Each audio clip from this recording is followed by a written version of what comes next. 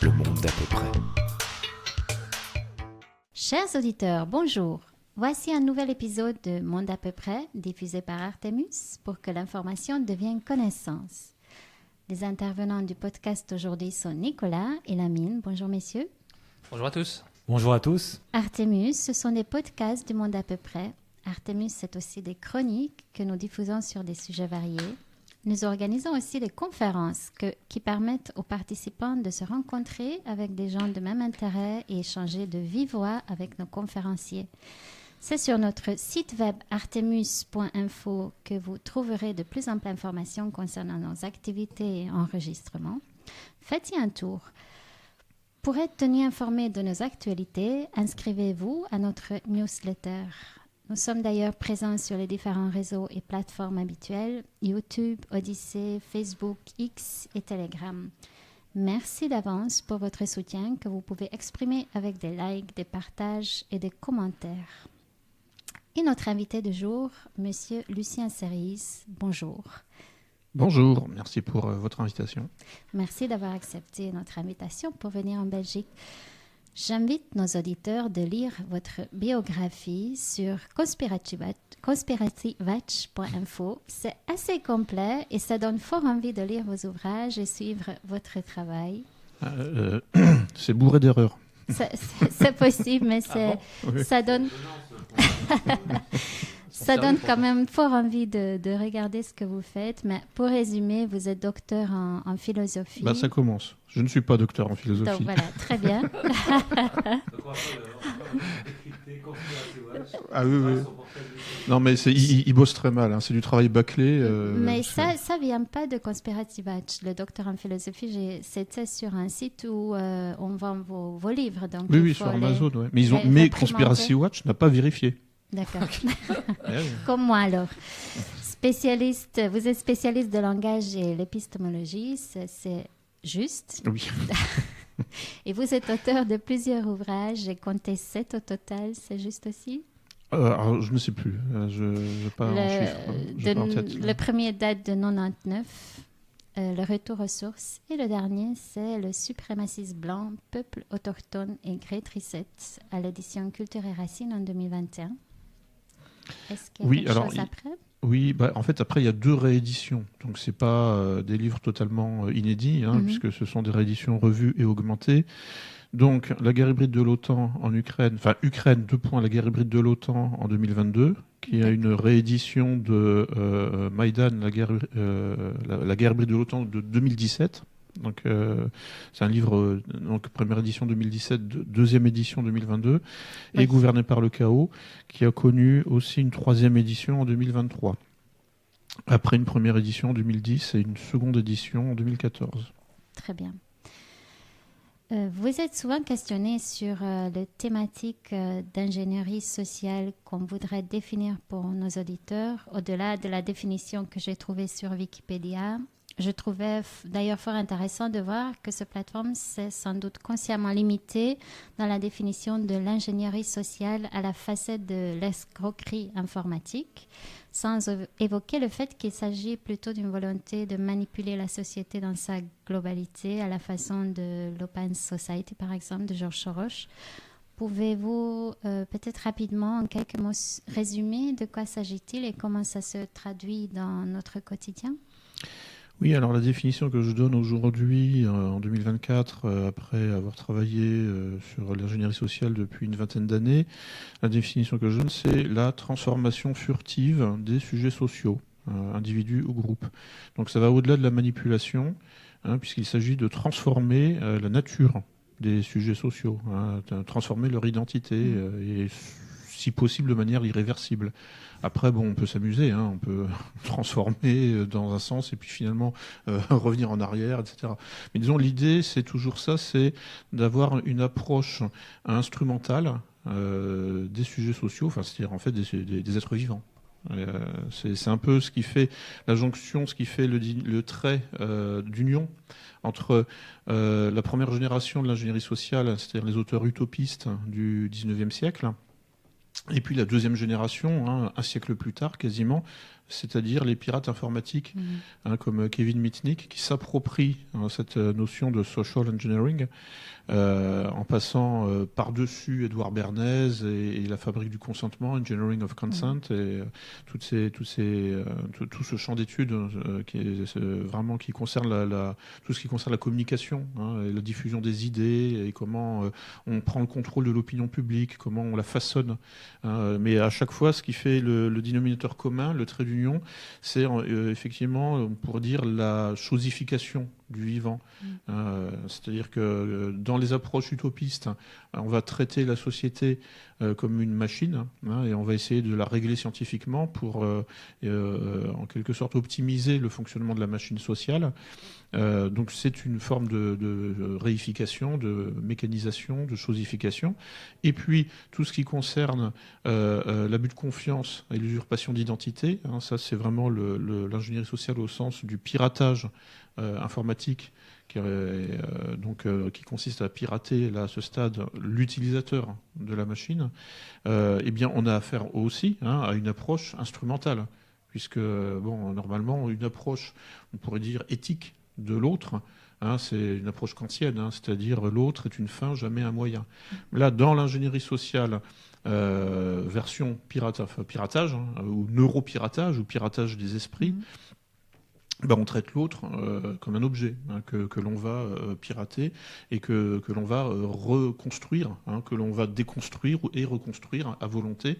Donc on est toujours dans cette approche de réification du vivant. Donc l'aboutissement absolu de l'ingénierie sociale, c'est que l'autre ne se rend compte de rien. Il croit que ça vient de lui. Ah oui, bien sûr. Oui, ça c'est le grand art. Enfin, je veux dire, quand on arrive à faire croire à quelqu'un que les idées qu'il a en tête viennent de lui, alors que c'est nous qui en fait avons planté une graine dans son cerveau et qui pousse et qu'il s'identifie en fait à ce phénomène, à cette émergence. Donc mais là il suffit d'appliquer finalement les principes de base de la pédagogie, puisque un enfant c'est dans les premières années de sa vie de toute façon est un réceptacle, et ses parents vont lui inculquer un certain nombre de valeurs, un certain nombre d'idées et une langue maternelle, et dans la mesure où il va s'identifier, il vaut mieux qu'il s'identifie à sa culture d'origine, parce que sinon il va avoir des problèmes de communication avec ses concitoyens. Eh bien, il va s'identifier à quelque chose qui vient de l'extérieur. Donc en fait, ça c'est après on peut aller sur la psychanalyse. C'est ce que Lacan appelait le grand A. Le grand autre. C'est en fait tout l'héritage culturel, tout l'héritage sémiotique, sémantique, langagier, culturel qui nous vient de l'extérieur et que nous intériorisons et auquel nous nous identifions. Donc ce phénomène-là de passage de l'extérieur à l'intérieur, une fois qu'on l'a bien modélisé, on peut l'utiliser à volonté pour faire du piratage, puisque c'est rien d'autre que ça le piratage à ce stade, ou de l'ingénierie sociale. C'est en fait se faciliter le passage entre l'extérieur et l'intérieur. Et dans l'actualité, que ce soit en Belgique, en France ou ailleurs, est-ce que vous avez des exemples concrets d'ingénierie sociale ? Oui, par exemple, l'idée que la société ouverte est bonne pour les Européens. Donc là, nous avons subi depuis des dizaines d'années une ingénierie sociale de type aujourd'hui mondialiste, on pourrait l'appeler comme ça, ou gauchiste, ou libéral aussi, qui nous a convaincus que c'était bon pour nous d'être ouverts au monde entier. Et puis de laisser le monde entier venir chez nous aussi. Donc là je fais effectivement un gros clin d'œil donc à George Soros et à son concept, de société ouverte. Enfin c'est pas son concept en fait. C'est-à-dire que le nom de la fondation de George Soros est un hommage à son maître Karl Popper, qui lui a théorisé la société ouverte dans les années 1950 et qui a également d'ailleurs théorisé l'ingénierie sociale. Comme quoi là il y a vraiment une cohérence intellectuelle et politique. Et alors Karl Popper, lui, donc théorisait l'ingénierie sociale et la société ouverte en réaction à la Deuxième Guerre mondiale, et puis au communisme qui dirigeait la moitié du monde à l'époque, dans les années 1950. Bon, il y avait ses raisons. On pourrait dire ça comme ça. C'est-à-dire qu'il était un peu effrayé, on pouvait légitimement l'être. Et donc il chantait les louanges de la société libérale, c'est-à-dire le modèle occidental. C'était les années 50, c'était les débuts de la guerre froide. Bon, aujourd'hui, on sait que la société ouverte, en fait, c'est vraiment commet des ravages. Donc aujourd'hui, on ne peut plus soutenir ce modèle-là. Donc il y a une sorte, je dirais, de déconditionnement des Européens en ce moment. On voit le résultat dans les urnes J'allais venir. aux européennes, qui commencent en fait à se déconditionner de la société ouverte. Et finalement arrêter de se culpabiliser, d'être pour finalement une société un peu moins ouverte et peut-être un peu plus fermée, c'est-à-dire une société normale, c'est-à-dire où on contrôle la porte de chez soi, on contrôle les entrées et les sorties. Parce que l'ingénierie sociale façon George Soros vise vraiment en fait à nous faire croire que on peut vivre avec la porte ouverte en permanence, et même à la limite sans mur et sans aucune frontière. C'est tout le délire sans frontiériste qui en fait ne marche à aucun niveau, quelle que soit l'échelle d'observation du vivant. Je veux dire, un être vivant a une peau. La peau, c'est la frontière entre l'intérieur et l'extérieur. On peut comprendre beaucoup de choses avec cette dialectique intérieur-extérieur, ouverture-fermeture. Donc les mondialistes, en réalité, veulent nous ouvrir la peau, quelque part. Enfin, ils veulent nous ouvrir à l'extérieur en permanence. Bon, aujourd'hui, on sait que ce n'est pas viable, tout simplement. Justement, on parlait des élections européennes. Et est-ce qu'il n'y aurait pas non plus une ingénierie sociale ? Parce que si on regarde la situation, finalement, effectivement, si on fait un sondage d'opinion, on voit justement que c'est cette ingénierie sociale qui nous a inséminé cette idée que l'ouverture était bonne, ça prend plus trop. Donc, est-ce qu'on ne reprendrait pas justement des messages pour faire croire qu'on n'est plus pour cette ouverture, en prenant une espèce de posture de fermeture à travers notamment le message du RN, on va les nommer directement. Or que finalement, si on regarde dans le programme, ils disent qu'ils vont le faire, mais est-ce qu'ils ont vraiment les leviers pour le faire ? C'est-à-dire qu'ils ne critiquent pas l'OTAN, ils ne critiquent pas l'Europe, ils sont très européo-compatibles. Voilà, comment vous lisez cette élection et comment, au vu de ce que vous nous racontez, comment vous pensez que ça peut se passer ? Alors il y a deux niveaux. Je pense que ça ne concerne pas que le Rassemblement national. Non, bien entendu, oui. C'est-à-dire qu'en fait, il faut déjà s'adapter à l'opinion publique. Or, l'opinion publique, elle a été effectivement sous contrôle de la société ouverte pendant très très longtemps.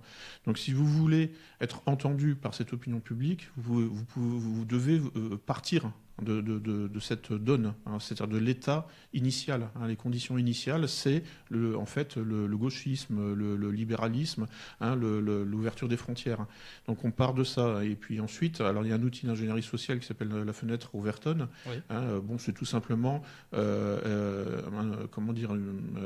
être attentif aux nuances, ou du moins savoir qu'il va falloir faire bouger quelqu'un par étapes. Vous ne pouvez pas aller trop vite, en fait. Et donc, c'est l'histoire de la grenouille qui ne savait pas qu'elle était cuite. Oui, par exemple. Ouais. Et donc, en fait, si vous voulez rééduquer une population qui a été finalement conditionnée par la société ouverte et que vous voulez lui proposer un programme de fermeture au moins relative, vous devez y aller lentement. Vous ne pouvez pas dire tout de suite, en fait, on va fermer les frontières ou du moins on va reprendre le contrôle. Et pourtant, le Rassemblement national parle quand même de double frontière, c'est-à-dire Schengen, l'Union européenne, même 2 ou 3 frontières, et le rétablissement aussi des frontières nationales. Mais en fait, quand vous vous adressez à un public et que vous essayez finalement de lui plaire, parce que la politique, ça consiste quand même toujours à tenir un discours qui va plaire à tout le monde. Le but, c'est d'être majoritaire, c'est pas de rester minoritaire. Si vous êtes minoritaire, vous n'êtes pas entendu, vous n'avez pas de pouvoir. Donc, faut jamais oublier les contraintes de l'exercice du pouvoir. C'est que si vous n'avez plus un consensus majoritaire avec vous, en fait, vous êtes sur un siège éjectable. Et vous pouvez vous faire putcher, vous pouvez vous faire débarquer par quelqu'un de plus populaire, justement. Donc vous devez tenir compte de votre popularité et quand en fait votre but c'est de rétablir une société normale où on contrôle les entrées et les sorties, eh bien en France on part de très loin, puisqu'on part en fait de mai 68. C'est-à-dire ni Dieu ni maître, ne travaillez jamais, et tous ces slogans qui sont des slogans en fait libéraux en réalité, c'est pas des slogans de gauche du tout. Oui, oui. Donc on part en fait de cette idéologie de la société ouverte qui s'est exprimée dans la pop culture des années 60, avec toute cette espèce de jeunesse au pouvoir. Tout ça, c'est très sympathique et ça fait des belles images, des concerts de rock. Mais c'est pas comme ça. Ce n'est pas viable. Ce n'est pas un modèle politique viable. Et donc, en fait, quand on part de ça, parce que c'est de ça qu'on part en France, c'est-à-dire de ce point de départ idéologique, c'est la société ouverte et donc l'idée que dès qu'on commence à se refermer un peu, on est un salaud. Ou un nazi, ou un antisémite, ou un islamophobe, ou un homophobe. Dès qu'on commence en fait à essayer de rétablir un peu de structure, un peu de rigidité, et donc un peu d'autorité et un peu d'hiérarchie. Donc ça c'est ce que les partis eurosceptiques européens essayent de rétablir, donc un peu d'hiérarchie, un peu d'autorité, un peu de fermeture, mais aux yeux des mondialistes de Bruxelles ou de Genève, c'est intolérable, mais c'est aussi intolérable aux yeux d'une population qui a été en fait conditionnée pour aimer ce qui lui fait mal. Bon, aujourd'hui, les Européens commencent à se déconditionner justement de cette vision systématiquement positive de l'ouverture, parce que ça leur fait mal, et ça leur fait mal physiquement. Genre, l'insécurité atteint les chiffres d'une guerre civile. En France, il y a des morts tous les jours. Et d'ailleurs, en fait, que ce soit dans la population autochtone comme chez les immigrés clandestins ou autres, en fait, c'est une catastrophe, c'est un bain de sang, cette société ouverte. Donc ça commence à devenir trop évident. Et donc, le lavage de cerveau en faveur de la société ouverte commence en fait à se décomposer. D'accord, mais justement, moi, si je suis un ingénieur social et que je veux une société ouverte, je vais faire monter un parti dit fermé, comme le RN ou autre, et en fait, je vais lui donner aucun levier pour qu'il puisse faire en sorte que son programme soit réalisable. Je parle notamment de Meloni en Italie, qui avait fait, on allait voir ce qu'on allait voir, elle allait stopper l'immigration, et finalement, il ne s'est rien passé du tout. Donc, est-ce qu'il y a vraiment un espoir ou quelque chose avec le RN au pouvoir sur une société qui se refermerait ou qui reprendrait un peu de sa souveraineté, sachant qu'ils n'ont pas les leviers, ni même dans leur programme. Je ne le vois pas comment ils pourraient arriver. Ouais. Pour prolonger la question de la mine, quelles sont vos prévisions pour ce qui va se passer le 7 juillet ? Parce que les Français doivent retourner aux urnes suite à la dissolution par le président Macron. C'est quoi pour vous le pire ou le moins pire des scénarios ? Non, mais de toute façon, le pouvoir ne sera pas trop déstabilisé par cette législative, puisque Macron, a priori, ne sera pas destitué. Il va rester président jusqu'en 2027. Donc, dans le meilleur des cas, on aura une cohabitation avec une majorité absolue possible. Pour le Rassemblement national, Bardella Premier ministre. Mais bon, une cohabitation, c'est une situation de blocage, fondamentalement. Donc de toute façon, là, il faut attendre 2027 pour savoir exactement en fait, la marge de manœuvre du RN par rapport à Bruxelles, par rapport à la Commission européenne, parce que c'est ça l'enjeu. Mélanie ne fait pas grand-chose, parce que tout simplement, elle est bloquée de partout. Et puis, il y a quelque chose que souvent on oublie, c'est un régime parlementaire, l'Italie. Donc c'est un régime en fait qui est intrinsèquement bloqué quasiment de toute façon. Donc en fait, elle est Premier ministre. Le président, il est là pour inaugurer un nouveau musée ou ce genre de choses. Mais vous connaissez la différence entre les systèmes présidentiels et les systèmes parlementaires. Les systèmes parlementaires, comme en Italie, ou comme en Allemagne d'ailleurs, et puis quoi d'autre encore. Enfin, c'est une variante du système républicain. Bon, c'est en fait les députés passent leur temps à créer des coalitions et des nouvelles coalitions, à se recoaliser et en fait à dissoudre la coalition précédente pour en créer une nouvelle. Donc on est en perpétuelle transformation finalement du rapport de force. Alors que dans un régime présidentiel comme en France ou aux États-Unis, en fait, c'est vraiment le président qui est censé diriger. Et donc, s'il a une majorité, ne serait-ce que relative, ce qui était le cas de Macron depuis quelques années, depuis 2022 en fait. Avant, j'oublie s'il avait une majorité absolue. Mais enfin bref, toujours est-il que il a vraiment quasiment les pleins pouvoirs. Donc si effectivement Bardella et Marine Le Pen, si le RN gagne la présidentielle en 2027 et obtient une majorité absolue, ou ne serait-ce que relative en 2027, là on verra en fait ce qu'ils peuvent vraiment faire face à Bruxelles. Là on aura un cas concret. Mais Mélanie en Italie, c'est pas forcément un bon exemple, à cause justement des handicaps structurels du système italien. Et vous pensez vraiment que le Rassemblement national au pouvoir en 2027, ça signifierait un vrai changement? Ce serait différent de tout ce qu'on a pu voir jusqu'à aujourd'hui? Je sais pas, mais en tout cas, ce que je veux dire, c'est qu'on ne peut pas le savoir avant que ce soit en place. Alors en plus, faut quand même être conscient que on aurait une révolution colorée. Enfin, ça a déjà commencé là, en fait. Le soir même des résultats des européennes, il y avait des manifestations à Paris pour dire stop à l'extrême droite, stop au fascisme, stop au racisme. C'est quoi? Alors la liste complète, c'est l'antisémitisme, l'islamophobie, l'homophobie, quoi d'autre encore, je sais plus. Bref, mais donc. Merci l'Open Society. Voilà. Donc voilà. Donc en fait, la révolution colorée en France contre le Rassemblement national a déjà commencé le soir du 7 juin. Alors, je rappelle ce que c'est qu'une révolution colorée. En fait, en réalité, c'est un putsch, c'est un coup d'État déguisé en révolution populaire. Mais alors, il y a un cas concret qui nous intéresse particulièrement en France, c'est la révolution orange en Ukraine en 2004. Pourquoi? Parce que il y a eu justement une élection présidentielle en 2004 en Ukraine. Il y avait un candidat pro-russe, un candidat pro-américain, et il se trouve que c'est le pro-russe qui gagne.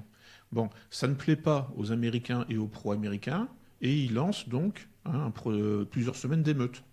Voilà. Et au bout de un mois de manifs, etc., le Conseil constitutionnel ukrainien décide d'annuler le résultat de la présidentielle et de faire revoter un troisième tour. Voilà. Donc ça, c'est ce qui nous pend au nez en France. Il faut être conscient de ça. En 2027, si Marine Le Pen gagne la présidentielle, on aura des émeutes.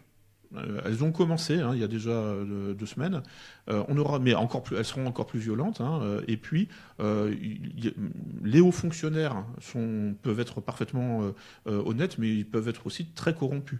Et donc, ils peuvent très bien annuler le résultat de la présidentielle en 2027 et nous demander de revoter un troisième tour. Et là, alors en Ukraine en 2005, évidemment, le troisième tour, c'est le pro-américain, le candidat pro-américain qui l'a gagné. Donc et là, en fait, on pourrait avoir effectivement un troisième tour avec une victoire du candidat ou de la candidate anti-Rassemblement national. Ça pourrait être Mélenchon ou l'équivalent de Macron. Mais moi, si je me place comme au pouvoir aujourd'hui, comme étant un macroniste et voulant continuer à l'ouverture de la société, je ferai en sorte que justement le RN puisse passer, afin justement de montrer que jusqu'à 2027 ils ont été incapables de rien faire. Donc ça reste une stratégie gagnante. Il y a aussi une autre possibilité, je pense pas savoir peut-être que vous allez me contredire, mais il me semble que si Macron démissionne, il peut quand même se représenter en 2027. Aujourd'hui il peut pas le faire. Je pense que la Constitution ne l'empêcherait pas de refaire un mandat en 2027. Donc ça peut être aussi une hypothèse, c'est juste une hypothèse. On a quand même l'impression que Macron, qui est un peu en mission commando suicide, pourrait être gagnant quel que soit le résultat. Par exemple, si c'est le nouveau Front populaire qui gagne et qui passe devant le Rassemblement national, avec un Mélenchon comme Premier ministre, est-ce que ça changerait vraiment quelque chose? Non, ce serait bien pire pour les Français. Parce que le programme de Mélenchon, c'est du Macron puissance 10. Là, il a fait une déclaration récente, mais Mélenchon, pour dire que les Français de souche sont le vrai problème en France. Voilà, donc là, en fait, nous sommes sur Mélenchon, sa mouvance politique prend le chemin d'un apartheid, tout simplement d'un apartheid à caractère racial. Les Français de souche, c'est les Blancs, de culture pagano-chrétienne, etc. Donc les Gaulois, quoi. Donc un responsable politique de haut niveau, en termes, je dirais, d'accession, de potentiel d'accession au pouvoir, désigne les Blancs comme le problème numéro 1 en France. Et déjà, il y a quelques années, il avait dit « Vive la créolisation ». Il avait dit « Mon peuple, c'est… » Je sais plus, il avait fait une visite, en Amérique latine, je crois, et il avait dit, voilà, qu'est-ce que je vois devant moi? Je vois des gens qui sont dont la peau est marron, etc. Bon, c'est super, c'est génial. J'aime pas trop les blancs. Enfin bon, donc on sait que il y a dans sa mouvance beaucoup d'ethnomasochisme, puisque lui-même est un blanc, un Français de souche. Et puis il y a aussi, effectivement, des gens d'origine extra-européenne. Qui ont la haine des Blancs, quoi. Le racisme anti-blanc en pleine expansion en France, grâce ou à cause donc de cette mouvance dite indigéniste et décoloniale, qui a complètement, en fait, qui façonne aujourd'hui l'idéologie racine de la gauche. C'est sur une base, en fait, effectivement raciale, identitaire. C'est marrant, parce que finalement, les identitaires, on crache sur les identitaires à droite, mais en fait, les identitaires de gauche sont bien pires. Et le pire, c'est qu'en France, ils sont contre les Blancs. Donc là, on a affaire. Alors Macron, effectivement, certains de Macron est dans le génocide tranquille, quoi, en fait. C'est-à-dire que il a un programme mondialiste d'ouverture, donc du peuple français au monde entier. Il chante les louanges aussi de la mondialisation. Mais Mélenchon, lui, est beaucoup plus agressif. Et puis, ses troupes militantes, ont déjà commencé les ratonnades.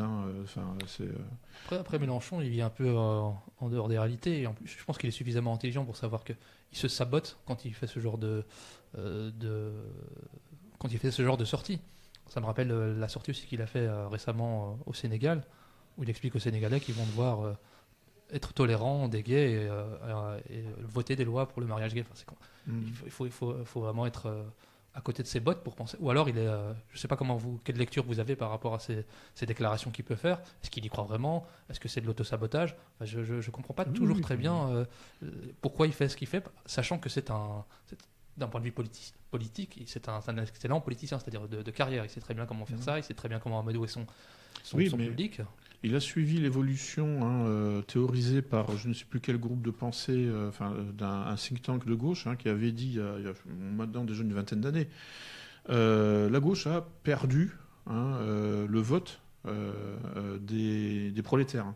Et donc la gauche, aujourd'hui, en fait, s'adresse aux minorités. Alors c'est aussi l'évolution des idées, l'évolution, quand je dis des idées mondialistes.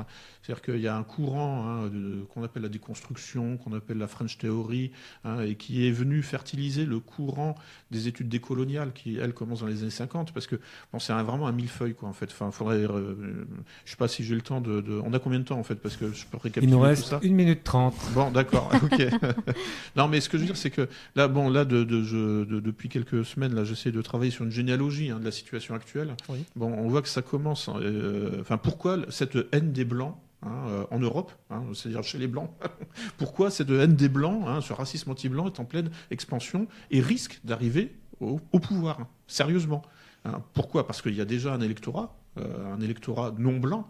Alors, je ne rentre pas dans les subtilités, mais les Arabes sont considérés comme des Blancs par l'anthropologie. Oui, mais ils ne se considèrent pas... les militants wokistes d'origine nord-africaine ne se considèrent pas comme Blancs. En plus, ils ont des revendications souvent aussi culturelles islamiques, et donc ils se considèrent comme, de toute façon, en quelque sorte, missionnés pour islamiser l'Europe, etc. Mais en tout cas, il y a en fait là aujourd'hui un champ de bataille, avec des autochtones, et puis des populations allogènes qui sont en quelque sorte qui passent alliance avec les mondialistes de type Soros, par exemple, pour continuer à ouvrir les sociétés européennes à une immigration hostile.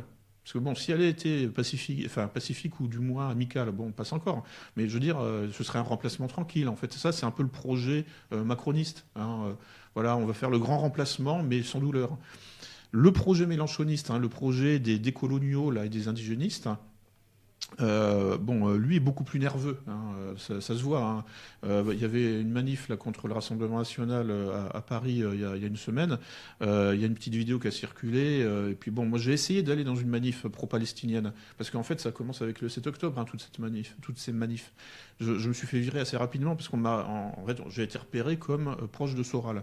Oui. Or, Soral, bien que pro-palestinien antisioniste, de toute façon, est considéré comme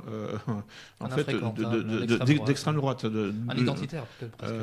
Voilà, bon, c'est. Donc là, on voit bien qu'il y a des phénomènes de purge, en fait. Il faut, il y a des. Donc c'est d'ailleurs, en fait, bon, ça m'a donné du grain à moudre. En fait, je me suis bien rendu compte qu'en réalité, finalement, le but c'était pas de créer une alliance pro-palestinienne en France. Non, c'était en fait, en réalité, d'utiliser la cause palestinienne et l'antisionisme comme un levier ou du moins comme une astuce d'ingénierie sociale pour fabriquer le consentement des Français pro-palestiniens à l'immigration extra-européenne. En fait, c'est ça en réalité. Pourquoi les wokistes, c'est-à-dire le marxisme culturel, qui a remplacé le marxisme réel, enfin le marxisme des origines. Parce que le marxisme divise la société en classes sur la base du capital. Bon, le marxisme culturel divise la société aussi en classes hiérarchisées, mais sur une base raciale ou identitaire. Et le marxisme culturel, c'est l'autre nom du wokisme, qui est en fait antisioniste, mais surtout anti-occidental. Parce qu'il y a une équation pour eux entre le sionisme, Israël, les juifs, et puis les chrétiens, c'est-à-dire les peuples chrétiens, enfin les royaumes chrétiens qui ont colonisé la moitié de la planète à une époque. Et les études décoloniales commencent justement en Amérique latine, dans les années 50, et donc bon, c'est tout le grand mouvement justement de la décolonisation des années 50, les non-alignés, etc. Ça, ce mouvement a sa légitimité. Moi, je ne suis pas un forcené de l'impérialisme ou du colonialisme. Je comprends que des peuples autochtones aient voulu se décoloniser des Blancs, enfin des Européens. Voilà. Le problème, c'est qu'aujourd'hui, cette décolonisation, elle se poursuit en France. C'est-à-dire que les décoloniaux, là, les indigénistes, veulent décoloniser la France des Français, en réalité. On en est là, en fait. Et c'est cette mentalité-là, en fait, qui est simplement génocidaire, qui fournit l'idéologie racine des mondialistes façon à la sauce Mélenchon. Donc, là, je répondais en fait longuement pour dire que si Mélenchon arrive au pouvoir, ce serait bien pire que Macron. Mais bien pire. C'est-à-dire que là, en fait, je pense qu'ils n'hésiteraient pas à passer à des persécutions ciblées en fonction de la couleur de la peau. Donc, si on vous suit, c'est préférable que ce soit le Rassemblement national qui l'emporte plutôt que le Front populaire. Dans mon intérêt de Français de souche, c'est évident. Mais je veux dire, bon voilà. Mais ce que je veux dire, c'est que tout en réalité, bon, faut être honnête. Enfin, je veux dire, en face, ils sont aussi dans une dynamique de type ethnico-culturel. Est-ce que c'est pas un peu caricatural dans un camp comme dans l'autre? Genre, si Mélenchon est Premier ministre, les Blancs seront brimés. Et si Bardella est Premier ministre, tout le monde devra rentrer dans son pays. Est-ce qu'on n'est pas un peu dans la caricature? Non, parce que, en fait... alors, effectivement, le Rassemblement national n'a pas l'intention de faire des purges ethniques. Mais en fait, on pourrait le croire. Quand on entend certains artistes, par exemple, moi j'ai entendu des comiques qui expliquaient que leur métier est terminé et que dans 2-3 semaines, ils doivent prendre l'avion et rentrer chez eux. Non, ce qu'ils veulent, c'est qu'on respecte la loi. Parce qu'en France, la loi n'est même pas respectée. Donc effectivement, ce qu'ils veulent simplement, c'est qu'on expulse les OQTF, on expulse les clandestins en situation illégale. Donc QTF qui signifie obligation de quitter le territoire français. Donc en fait, ce que veut le Rassemblement national, c'est qu'on applique la loi. Marine Le Pen est avocate de formation. Voilà, elle voit tout au prisme du droit. C'est sa qualité, c'est peut-être sa limite, hein, parce que bon, on voit bien que sur d'autres questions, la géopolitique, elle n'est pas forcément formée, hein, à ces questions-là. Mais bon, enfin, pour moi, c'est un peu une espèce de femme de ménage. Hein, elle rentre dans un appart, non, mais elle voit que c'est le bordel, c'est en voie de clochardisation. Elle rentre dans un appart et elle voit que c'est un squat. Voilà. Et elle se dit bon, je vais essayer de faire quelque chose. Voilà, c'est tout. Voilà. Ensuite, il y a au sein du RN, effectivement, on pourrait dire une fraction ou un lobby pro-israélien qui va essayer de tirer le RN dans le sens des pro-israéliens. Il y a un petit lobby pro-ukrainien, parce que dans la mouvance nationaliste française, il y a des pro-ukrainiens, donc ils sont représentés aussi au RN. C'est logique, hein, c'est toujours comme ça.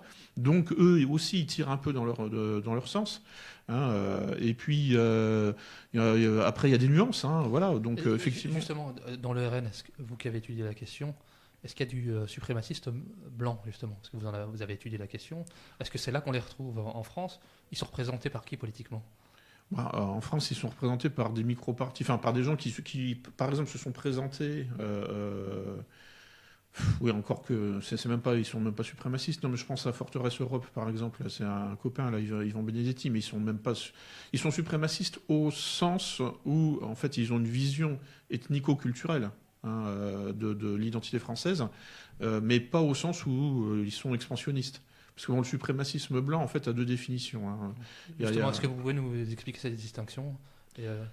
Oui, c'est-à-dire qu'en fait, en gros, il y a 4 régimes politiques, hein, qui se sont revendiqués de la white supremacy en anglais, hein, ou du wit Baaskap en néerlandais. Hein. Là, je parle des Afrikaners. Là, je pense que les auditeurs belges néerlandophones voient tout de suite ce que je veux dire. Donc, et puis, il y a le Troisième Reich, hein, évidemment, et puis les nazis ukrainiens.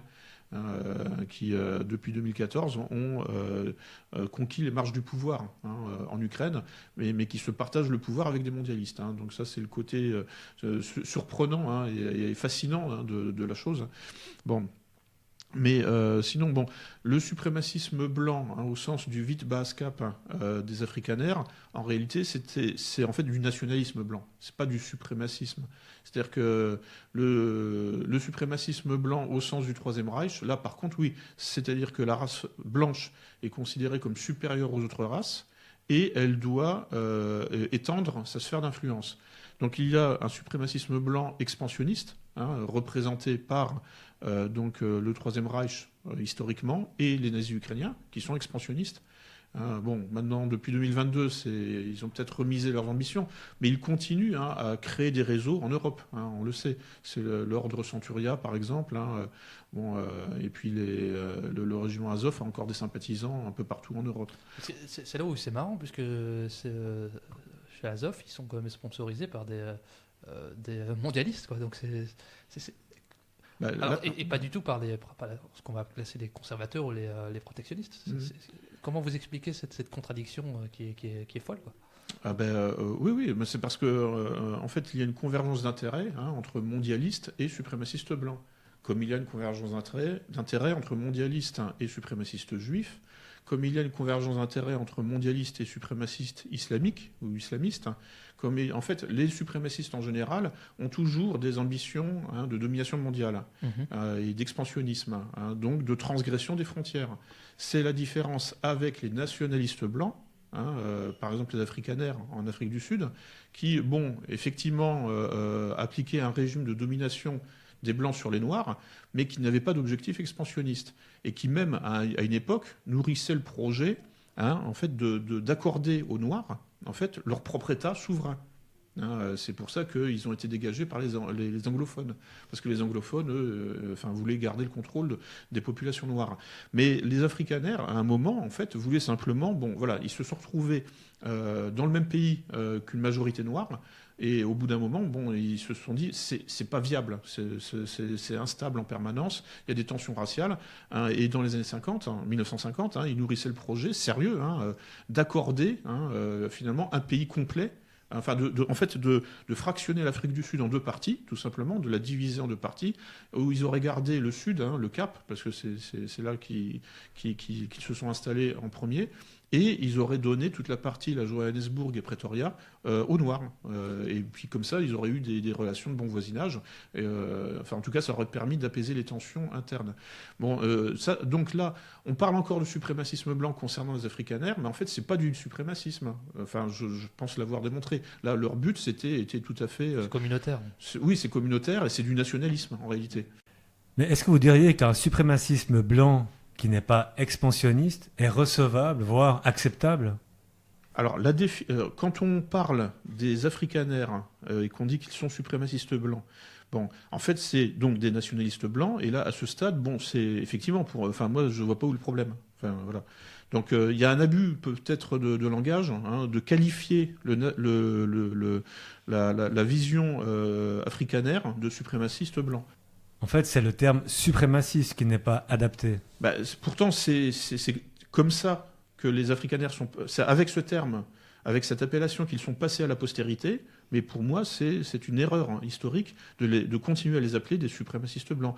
Et c'était... Enfin, le terme de Wit Baaskap, enfin, en néerlandais, enfin, en langue afrikanaire, qui est un dérivé du néerlandais, ça veut bien dire ce que ça veut dire, c'est la supériorité blanche. Bon, donc, mais en réalité, ça peut vouloir. Enfin, pour moi, je veux dire, c'est un abus, c'est une erreur en fait. En revanche, effectivement, le Troisième Reich, les nazis ukrainiens avaient et ont aujourd'hui des objectifs expansionnistes. Et puis alors après, bon, tout ce qui concerne la Confédération sudiste, c'est-à-dire les esclavagistes dans des États du Sud au moment de la guerre de sécession, et puis leurs émergences dans les groupes de type Ku Klux Klan. Oui, oui. Bon, en fait, alors ils ont été un peu aux manettes du pouvoir, mais pas tant que ça. Enfin, c'est-à-dire qu'en fait, après la guerre de sécession, les nordistes leur ont accordé, en quelque sorte, une espèce de bastion, c'est-à-dire quelques États dans le sud où les lois ségrégationnistes s'appliquaient. Ouais. Et ça a duré un siècle, jusque dans les années 1960, avec le mouvement des droits civiques. Mais donc, il y a eu effectivement une forme de suprémacisme blanc qui s'est exercée pendant un siècle aux États-Unis, dans quelques États du Sud, 4 ou 5.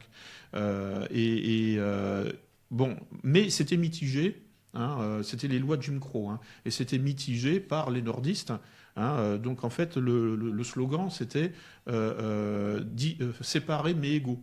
Donc en fait, bon, en réalité, c'était un arrangement avec les nordistes qui, eux, étaient plus égalitaires, qui ne voulaient pas de discrimination raciale. Les sudistes, en fait, considéraient que, ils avaient besoin de ségrégation raciale, mais non hiérarchisée. Voilà, donc ils avaient trouvé un arrangement. Mais sinon, le projet, je pense, des sudistes, bon, c'était un projet impérialiste, colonialiste, classique. Enfin, c'était effectivement, ils croyaient en la suprématie, la supériorité de l'homme blanc, en fait, sur les autres civilisations. Ça, il n'y a aucun doute là-dessus, parce que c'était des vieux conservateurs, bien réac à l'ancienne. Et puis, quand le nègre dans le champ de coton ne travaille pas assez vite, on lui donne des coups de fouet, etc. Donc bon, ils étaient pénétrés du sentiment de leur supériorité raciale sur les Noirs. Ça, c'est incontestable. Donc, on peut parler de suprémacisme blanc au sens, on pourrait dire, expansionniste, concernant cette mouvance sudiste, mais bon, mais qui s'est retrouvée elle-même confinée, donc elle-même limitée dans ses prétentions donc par les nordistes. En France, elle n'est peut-être pas représentée politiquement, mais il y a quelques mouvements. Moi, je pense par exemple au mouvement du type Conversano, où il y a un peu ce genre de discours. Mais est-ce que politiquement ils sont présentés? Est-ce que ces gens font partie comment dirais-je, des votants, par exemple, pour le RN, ou est-ce qu'il y a des factions dans le RN qui défendent un peu ces théories? Bon, déjà, sur un ton plus léger, pensez que Daniel Conversano est un représentant du suprémacisme blanc. Non, c'est-à-dire qu'en fait, aujourd'hui, donc, sous les attaques des wokistes, il y a une espèce de coalition qui se fait entre les occidentalistes. C'est-à-dire que, bon, depuis le 7 octobre 2023, en fait, les cartes sont rebattues. Et donc on voit monter en puissance le mouvement pro-palestinien antisioniste, mais qui lui-même est associé aux wokistes et à l'anti-occidentalisme. Donc on voit monter en puissance un antisionisme anti-occidental, et donc anti-français. Et donc il ne faut pas s'étonner qu'on voit une espèce de convergence sur CNews ou même dans la population au niveau des systèmes d'alliance. C'est-à-dire qu'en fait, les wokistes, pro-palestiniens antisionistes, nous désignent, nous les Blancs, comme leur ennemi, au même titre que les Juifs. C'est totalement contre-productif, parce que c'est ce qui va se passer. C'est-à-dire qu'il va y avoir rapprochement entre les Français moyens et les Israéliens. Enfin, en tout cas, la cause israélienne, enfin, la cause sioniste. Pourquoi ? Parce que nous sommes désignés par les antisionistes comme un ennemi commun. Et ça fait des dizaines d'années que c'est comme ça. Sauf que ça incubait dans les milieux associatifs, de type Indigènes de la République, que vous connaissez peut-être. Oui, bien sûr. Voilà. Et ça incubait aussi, surtout dans les universités, et des deux côtés de l'Atlantique. C'est ce on appelle aujourd'hui le wokisme. Ça portait comme nom aussi plus ou moins un peu ironique marxisme culturel. C'était le politiquement correct dans les années 80. Et ça a été fertilisé par la French Theory, la déconstruction, l'antipsychiatrie, c'est en fait tout le gauchisme des années 60. Mais le point de départ, je lui reconnais une légitimité. Le point de départ, c'est les luttes de décolonisation des années 50, en Amérique latine ou en Afrique, ou un peu partout, dans le tiers-monde, quoi, en fait. Donc le point de départ de la situation actuelle, donc c'est le tiers-mondisme, la décolonisation dans les années 50.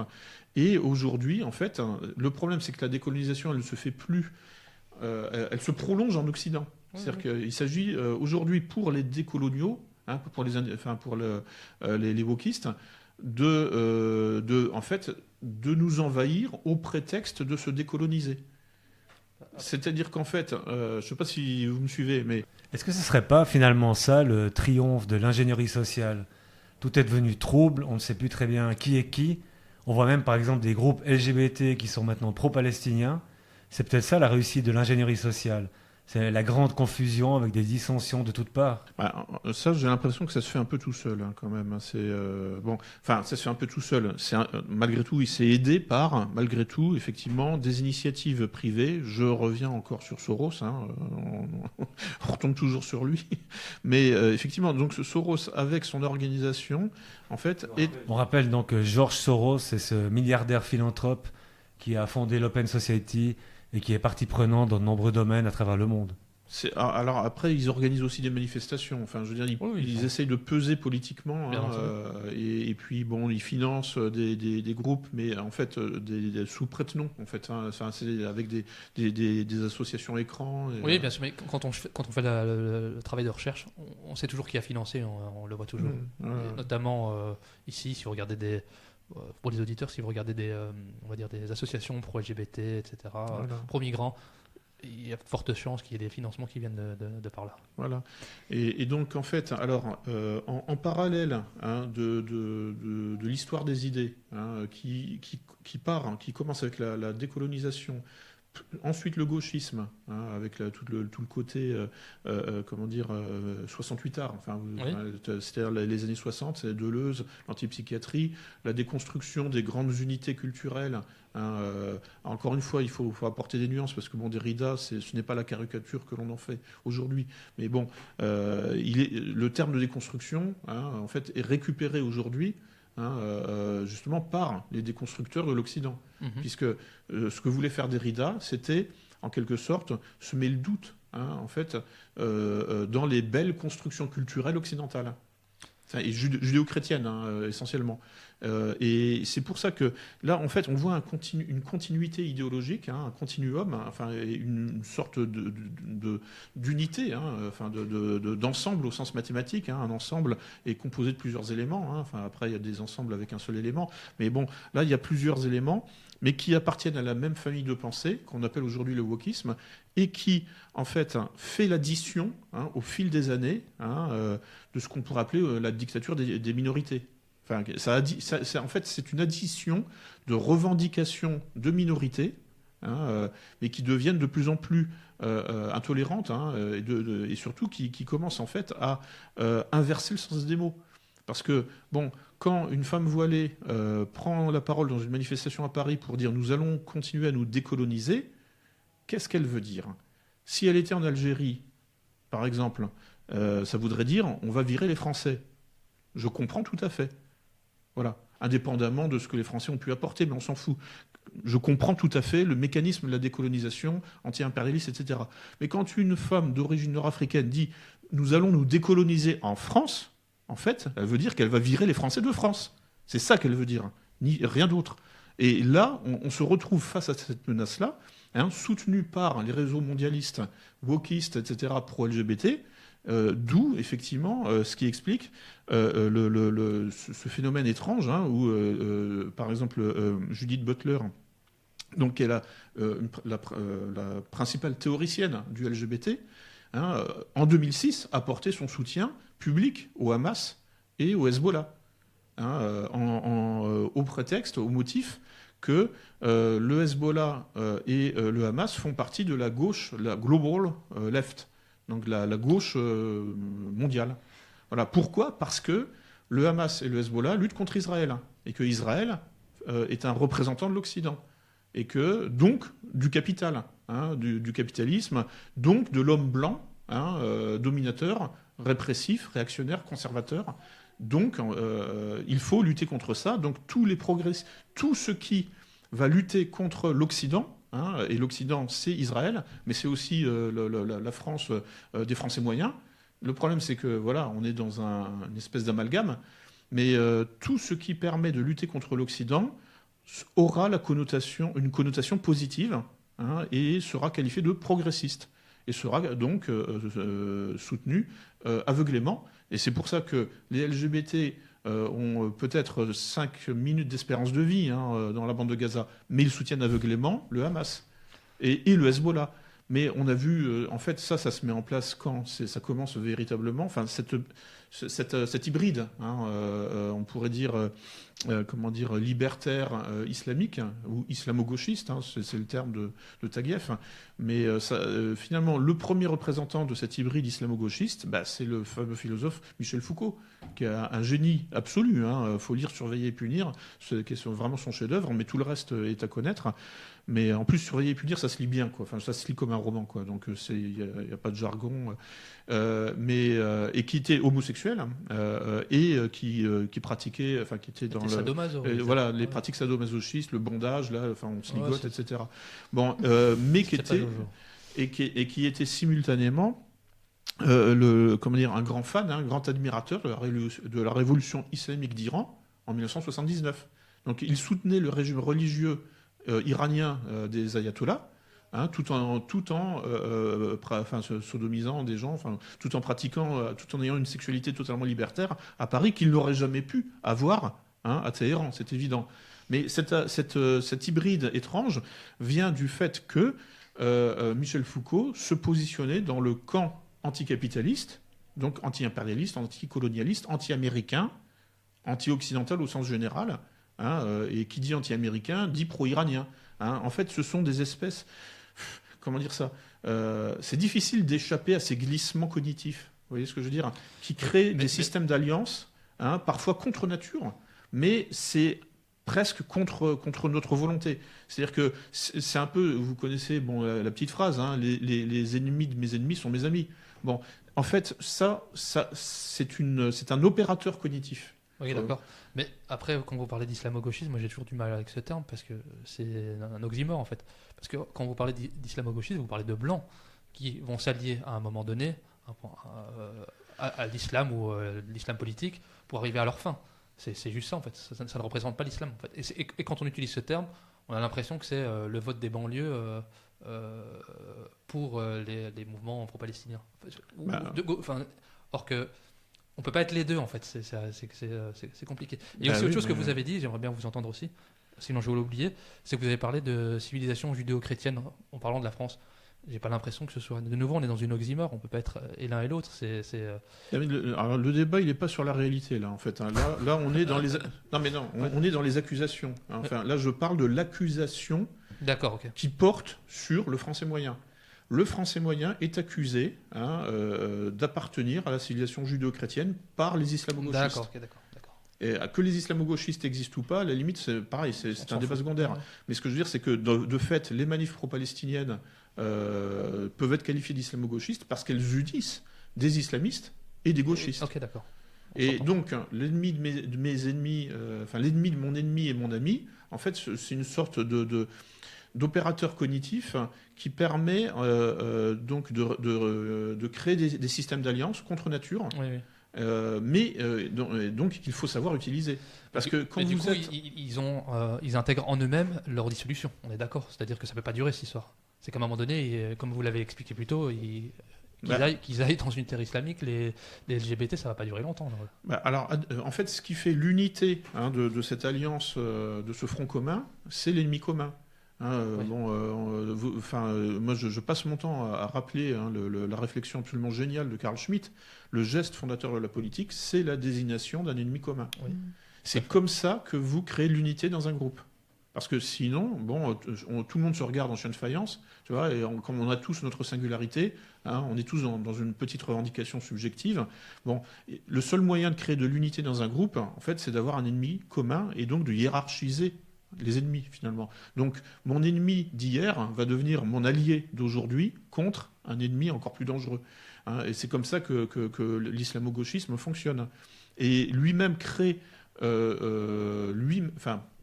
par la parole, il crée l'alliance opposée, c'est-à-dire l'alliance judéo-chrétienne qui est censée diriger l'Occident.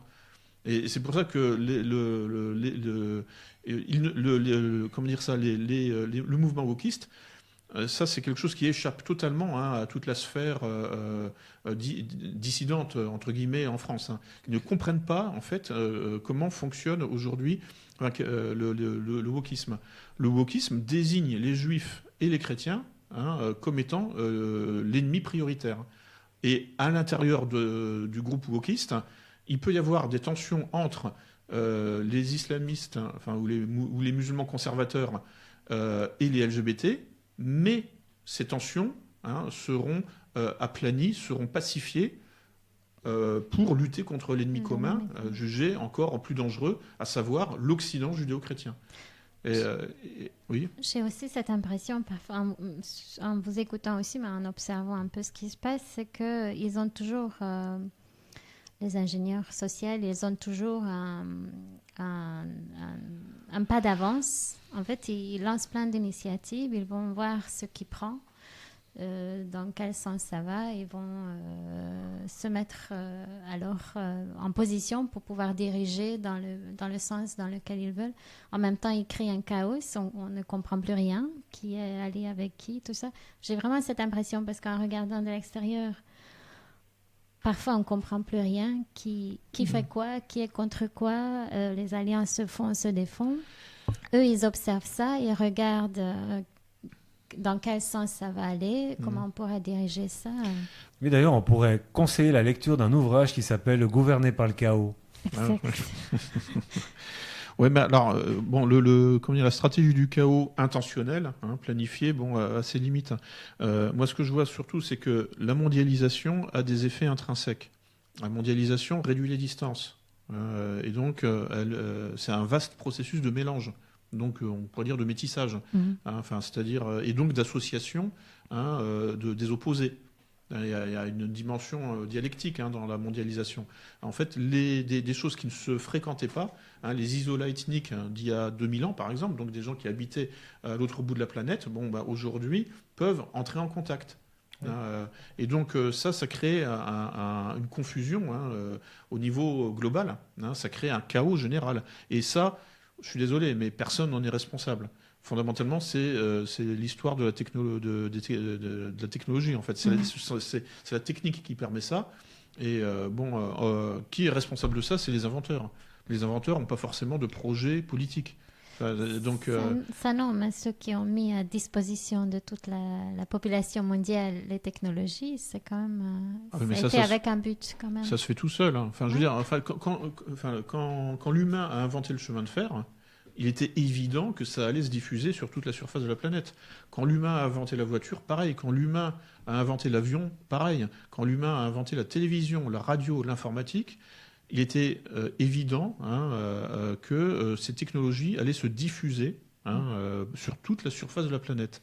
Or, toutes ces technologies ont pour effet de réduire les distances physiques avec les moyens de transport ou symboliques, informationnelles, avec les technologies de l'information. Donc radio, télévision, cinéma, informatique. Bon, et ça, il n'y a pas de plan politique. D'accord. Il n'y a pas de planification politique derrière ça. Ensuite, il peut y avoir de la planification politique, donc chaotique, ça existe. Par exemple, provoquer un sentiment d'urgence dans une population donnée, c'est le principe de base de la conduite du changement. C'est une technique de management. Bon, ça, on sait que ça existe. C'est pas ce qu'on a fait avec le Covid, par exemple. Par exemple. Et puis, sinon, mais en revanche, alors il faut toujours, pour comprendre ce qui se passe, il faut se mettre dans la peau, par exemple, d'un agent de la CIA ou du Mossad, et qui se dit, voilà, et qui est missionné pour fomenter un coup d'État dans un pays étranger. Par exemple, mettez-vous dans la peau de Victoria Nuland ou de quelqu'un comme ça en Ukraine.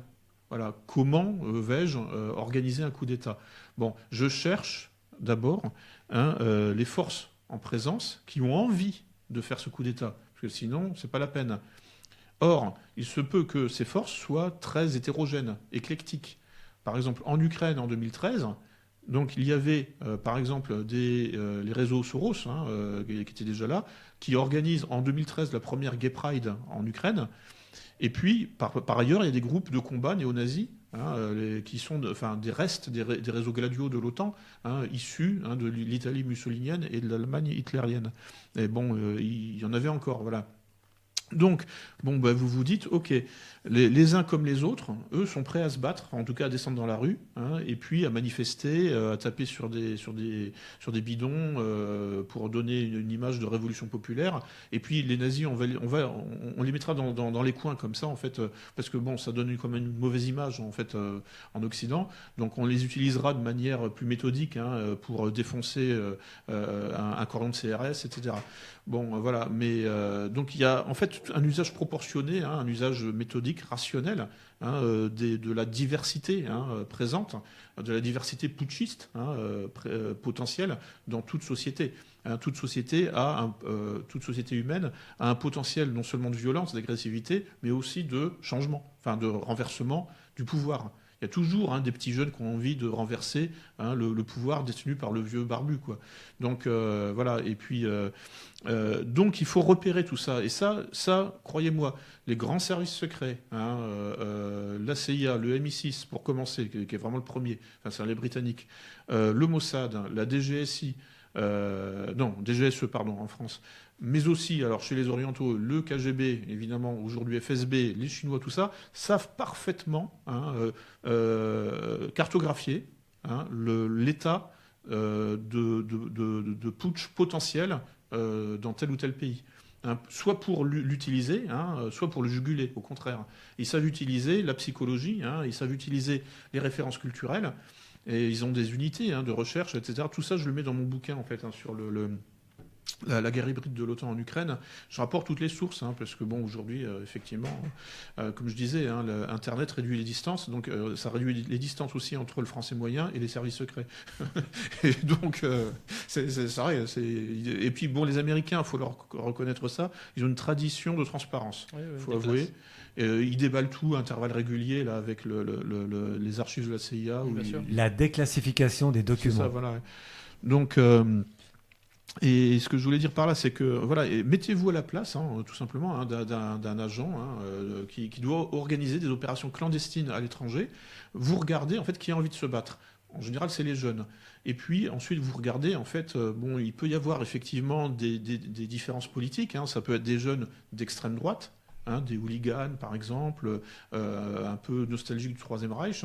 Ça peut être des jeunes d'extrême gauche. Ça, c'est le modèle majoritaire en Occident.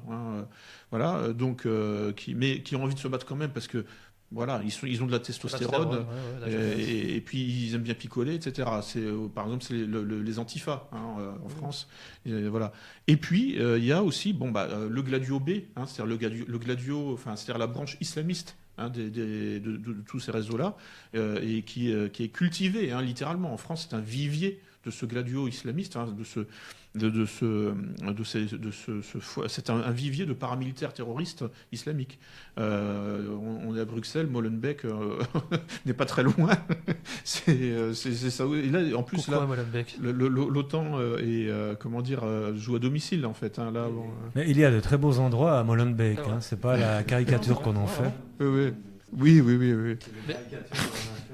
Mais pour revenir à ce que vous étiez en train de dire, effectivement, les services secrets savent très bien jouer sur ces leviers pour déstabiliser un pays. Mais ça ne peut marcher que si déjà il y a si les braises sur lesquelles on souffle sont déjà bien chaudes. C'est-à-dire qu'ils ont essayé de faire rappelez-vous, ils ont essayé de le faire en Biélorussie, ça n'a pas marché, puisque finalement il avait assez bien verrouillé, il contrôlait bien la situation. Ça a marché en Ukraine parce que c'était n'importe quoi l'Ukraine, il faut bien dire ce que c'était la corruption à tout va. Ça a marché notamment aussi en Tunisie, parce que Benalla aussi, c'était bien entendu, il y avait toute la clique autour de Benalla qui ont bien profité, qui sont pris plein les fouilles, mais le petit peuple n'a jamais pu manger de ça. Donc effectivement, c'est quand la situation est favorable à ça qu'ils vont utiliser ces leviers pour déstabiliser un pays. Mais il y a aussi autre chose, quelque chose d'ordre moins social, c'est plutôt quelque chose la démographie, par exemple. Si on parle de grands remplacements en Occident, c'est que démographiquement, les gens font plus d'enfants aussi.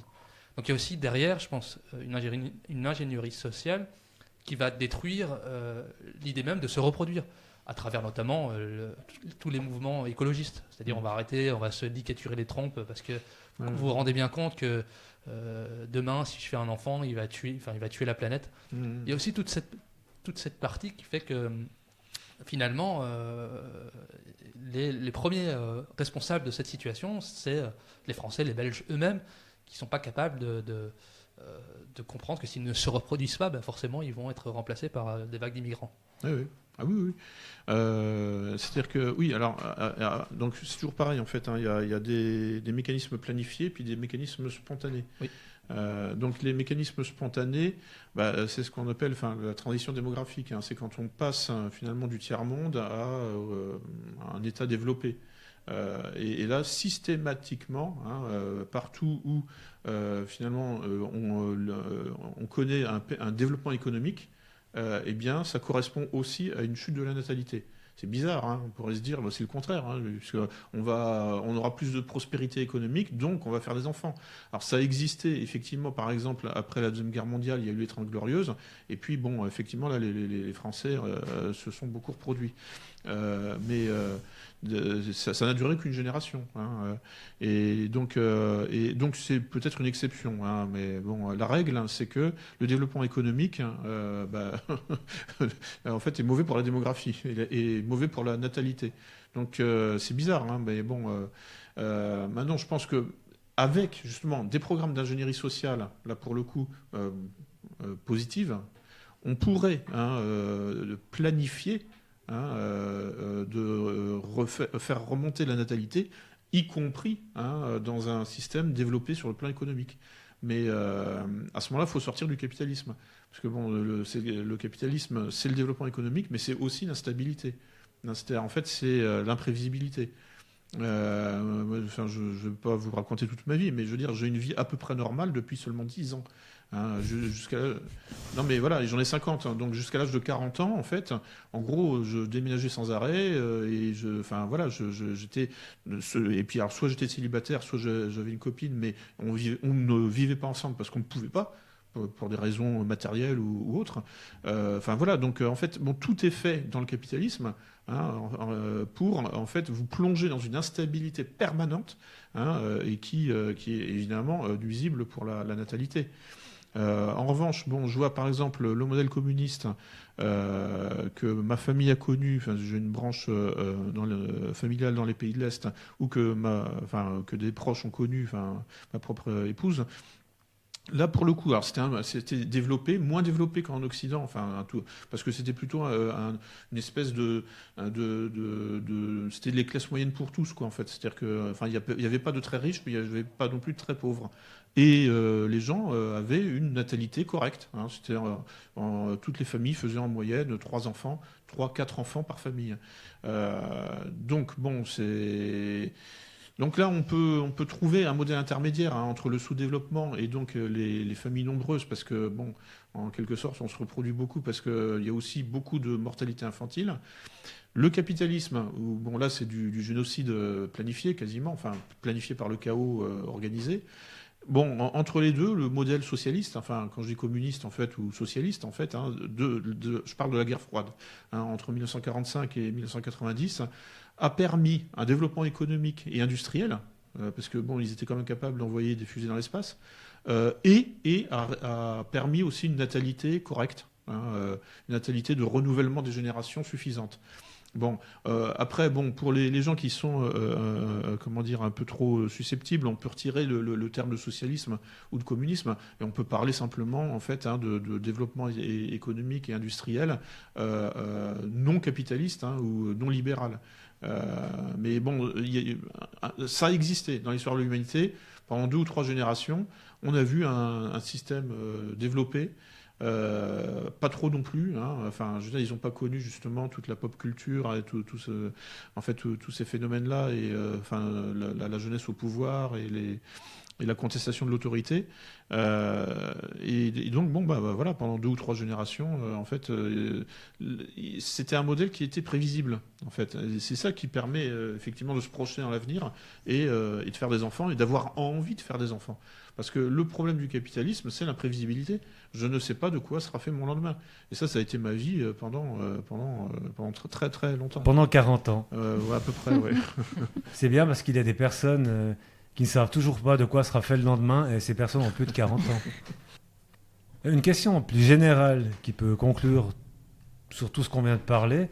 Vous êtes très impliqué dans le système électoral. Vous pensez que c'est important d'être inscrit, de voter, etc. Donc vous cautionnez ce système, quelque part, vous y croyez, et en même temps vous êtes un spécialiste de l'ingénierie sociale.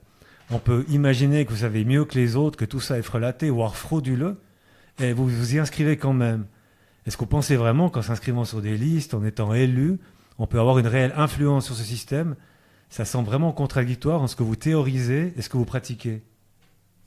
Non, puisque l'ingénierie sociale, ça consiste à transformer l'opinion publique. Avant de transformer les corps, il faut transformer les esprits. Donc, et pour transformer l'opinion publique, il faut être attentif à l'opinion publique. Sinon, vous ratez votre cible.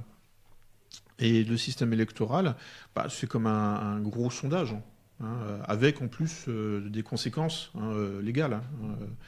Des conséquences institutionnelles.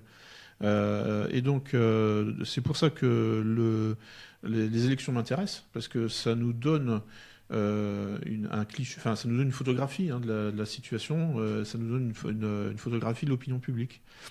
Après, il peut y avoir des trucages, évidemment, mais bon... Ça donne une photographie, ok, mais est-ce que s'y inscrire... on peut vraiment avoir une réelle influence, sachant qu'en amont, il y a toute une préparation qui nous dépasse, même en tant qu'individu. Oui, mais là, vous raisonnez comme si c'était un champ homogène. En fait, c'était un champ de bataille. C'est-à-dire que on ne peut pas raisonner. C'est évident. Il y a plusieurs. Il y a des rapports de force. Au sein de toutes les sociétés, quelles qu'elles soient, il y a des rapports de force. Ces rapports de force réels peuvent s'exprimer dans le système électoral. D'ailleurs, c'est là qu'ils sont censés s'exprimer. Plutôt que de s'exprimer dans la rue, l'humain a inventé la démocratie, en quelque sorte, mais la démocratie, ça remonte aux hommes préhistoriques, en fait. À partir du moment où le chef de la tribu demandait leur avis aux membres de la tribu, ça y est, la démocratie était née. C'est peut-être là que commençaient les problèmes. Mais je crois que les problèmes, c'est synonyme de conditions humaines. Enfin, je veux dire, parce que une société parfaitement ordonnée, une société fourmi, est inconcevable chez les humains. Enfin, on a tous des revendications et puis la Chine, ça a l'air de fonctionner. pas tant que ça. Non, mais disons qu'ils sont. En fait, c'est une société. Alors, effectivement, l'homogénéité identitaire, en fait, facilite évidemment l'ordre. Enfin, ça permet au moins. Enfin, je dirais qu'il y a des problèmes qui n'existent pas. En revanche, les sociétés humaines sont toujours au bord de l'explosion, enfin, au bord de la fragmentation. Ça, c'est il y a de l'entropie sociale. Enfin, je veux dire, en fait, des phénomènes de décomposition, de désagrégation, de division, donc spontanés dans toutes les sociétés humaines. Mais de toute façon, même une société très homogène et limitée sur le plan démographique, par exemple, une tribu préhistorique, une famille élargie, c'est-à-dire 30-40 personnes. De toute façon, si vous êtes le chef de la tribu, vous ne pouvez pas vous passer d'avoir le consensus du groupe. C'est-à-dire que vous êtes obligé de travailler en permanence au consensus. Parce que si, par exemple, si votre tribu est composée de 40 personnes, s'il n'y en a que 19 qui vous suivent, par exemple, vous êtes dans la forêt amazonienne, et puis voilà, il y a une fourche, il y a une bifurcation possible. On va à gauche ou on va à droite? S'il y en a 19 dans votre tribu qui disent « nous, on veut aller à droite » et qu'il y en a 21 qui disent « nous, on veut aller à gauche », et que, là, vous, en tant que chef de tribu, vous êtes là pour arbitrer. Mais c'est ça la démocratie. Ça commence, en fait, même dès la famille. Je veux dire, le père de famille est censé arbitrer les tensions entre les frères et les sœurs, etc.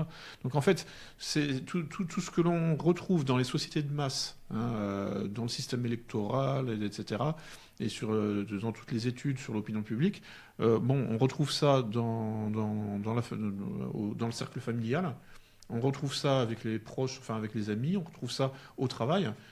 Les entreprises, c'est que ça. C'est que des rapports de force à arbitrer.